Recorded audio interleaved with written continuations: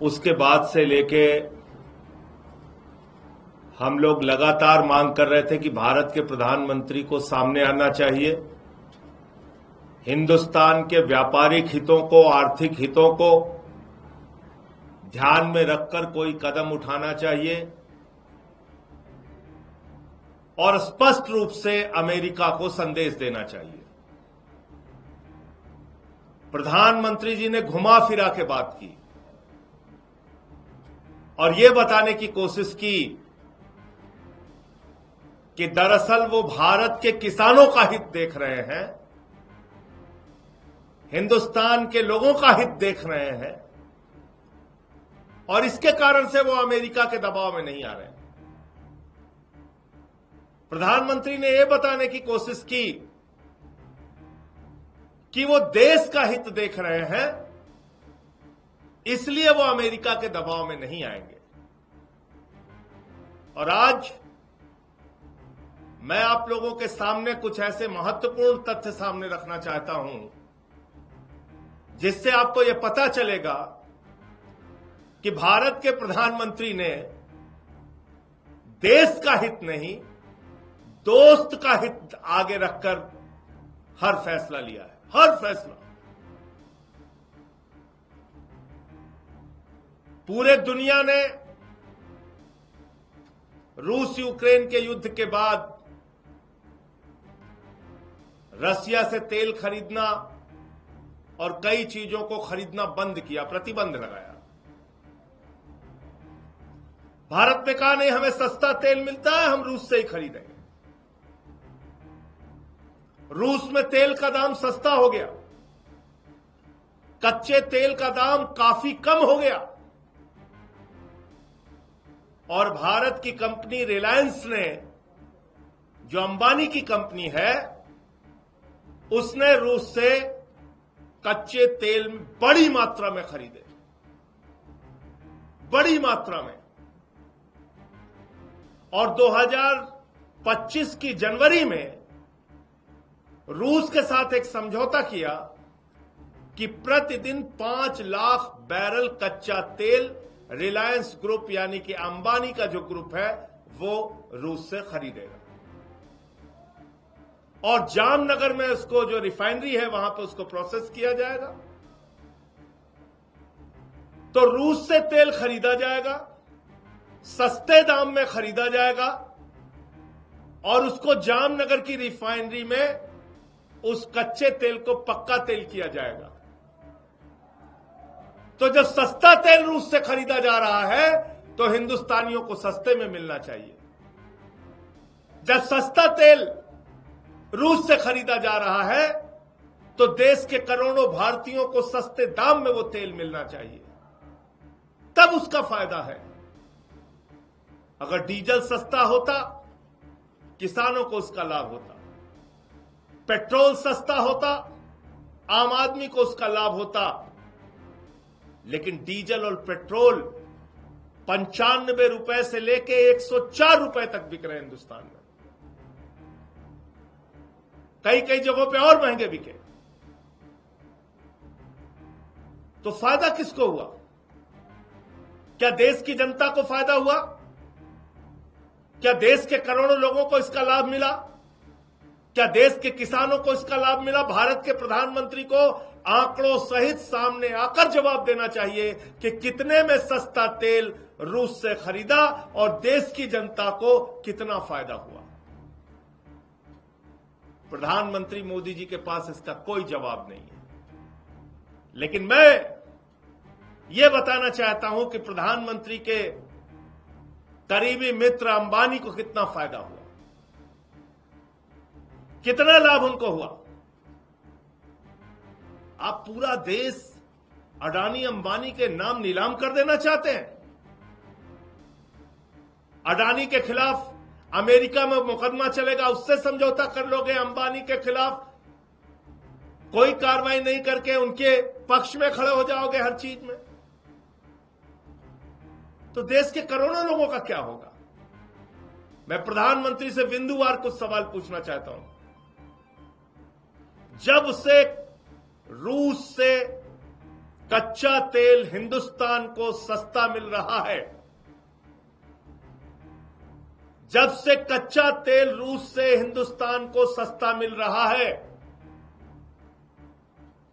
कितने करोड़ सस्ता, कितने हजार करोड़ सस्ता तेल आपको मिला, कितने हजार करोड़ की आपने बचत की, नंबर 1। और जो सस्ता तेल आप हिंदुस्तान लेकर आए या आपके दोस्त अंबानी लेकर आए, उसमें से कितना हजार करोड़ का फायदा हिंदुस्तानियों को हुआ। जो लाखों करोड़ रुपए की कच्चा तेल खरीदने से आपको बचत हुई, उन लाखों करोड़ रुपए से कितना हिस्सा फायदा हिंदुस्तान के करोड़ों लोगों को हुआ, इसका आंकड़ा देश के सामने रख दीजिए। दूध का दूध, पानी का पानी हो जाएगा। लोगों को क्या मिला, कितना फायदा देश की जनता को हुआ और कितना फायदा आपके दोस्त को हुआ, मैं आपको बताता हूं। पिछले 6 महीने का आंकड़ा आपको दे रहा हूं। भारत ने पिछले 6 महीने में 231 मिलियन बैरल कच्चा तेल रूस से खरीदा। भारत ने 231 मिलियन बैरल कच्चा तेल रूस से पिछले 6 महीने में खरीदा। और अकेले रिलायंस ग्रुप ने, अंबानी की कंपनी ने अकेले 77 मिलियन बैरल कच्चा तेल रूस से खरीदा। भारत की और तमाम कंपनियों ने, सबने मिलकर 231 मिलियन बैरल तेल खरीदा, कच्चा तेल। और अकेले रिलायंस ने, अंबानी की कंपनी ने 77 मिलियन बैरल तेल रूस से खरीदा।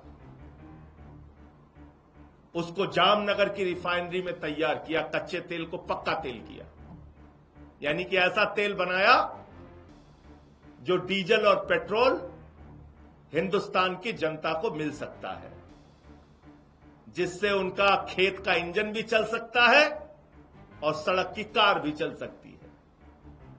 सस्ते दामों में हिंदुस्तानियों को वो तेल, पेट्रोल और डीजल आराम से दिया जा सकता था। लेकिन आपको जानकर हैरानी होगी कि भारत के प्रधानमंत्री कैसे काम कर रहे हैं, नरेंद्र मोदी जी कैसे काम कर रहे हैं। उनके दोस्त अंबानी ने सारा का सारा तेल उठा के 77 मिलियन, सारा का सारा तेल 77 मिलियन बैरल उठा के विदेशों को भेज दिया,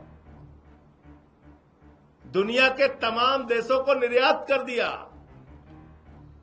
रूस से सस्ते दाम में आयात किया और महंगे दाम में दुनिया के तमाम देशों को निर्यात कर दिया। और मुनाफा कितना कमाया? मुनाफा कमाया 50,000 करोड़ रुपए 6 महीने के अंदर, 50,000 करोड़ रुपए। बाकी नायरा कंपनी और बाकी और तमाम कंपनियां हैं जिन्होंने सस्ते में कच्चा तेल खरीदा, उसका अमाउंट अगर आप जाएंगे तो लाखों करोड़ में होगा। मैं कह रहा हूं सिर्फ अकेले 50,000 करोड़ रुपए का मुनाफा रिलायंस अंबानी कंपनी ने कमाया 6 महीने के अंदर। ये 50,000 करोड़ रुपए तो हिंदुस्तान की जनता को मुनाफा होना चाहिए था। ये लाखों करोड़ का मुनाफा तो हिंदुस्तान के लोगों को होना चाहिए था। आप देश के साथ झूठ क्यों बोल रहे हैं? प्रधानमंत्री जी, आप अपने दोस्तों को बचाने के लिए देश के आर्थिक हितों को, व्यापारिक हितों को, देश के आम लोगों के हितों को नाली के गटर में डालने का काम क्यों कर रहे हैं? उसको कबर में खोद के क्यों डाल रहे हैं? तो ये सच पूरे देश के सामने अब आ चुका है कि आप देश के लिए काम नहीं करते, दोस्तों के लिए काम करते हैं, पूंजीपतियों के लिए काम करते हैं। और ये लाखों करोड़ का भ्रष्टाचार है जिसकी संपूर्णता में जांच होनी चाहिए। जब आप सीज फायर करते हैं, उसके पहले सामने आता है मामला अडानी का, जो अमेरिका में चल रहा था। और अमेरिका कभी भी अडानी को गिरफ्तार कर सकता है, उसकी धमकी देके आपसे सीज फायर करा लिया। अभी जब रूस के तेल का मामला सामने आया, आप बाहर निकल के बड़ी बड़ी बातें कर रहे, किसान के हित में हमने किया, आम आदमी के हित में हमने किया, हम अमेरिका के आगे दबाव में नहीं आएंगे। आप तो दबाव में आ चुके हैं। आपने तो लाखों करोड़ों का खेल किया अपने दोस्तों के साथ मिलकर। तो इसका जवाब प्रधानमंत्री जी को देना चाहिए। मैं सवाल फिर से दोहरा दे रहा हूं, कितने लाख या हजार करोड़ का कच्चा तेल रूस से सस्ते दामों में खरीदा गया और उसका कितना लाभ हिंदुस्तान की जनता को मिला और कितना लाभ अंबानी को मिला, इसका पूरा आंकड़ा भारत के प्रधानमंत्री को देश के सामने रखना चाहिए। आपका कोई प्रश्न हो तो आप पूछ सकते हैं।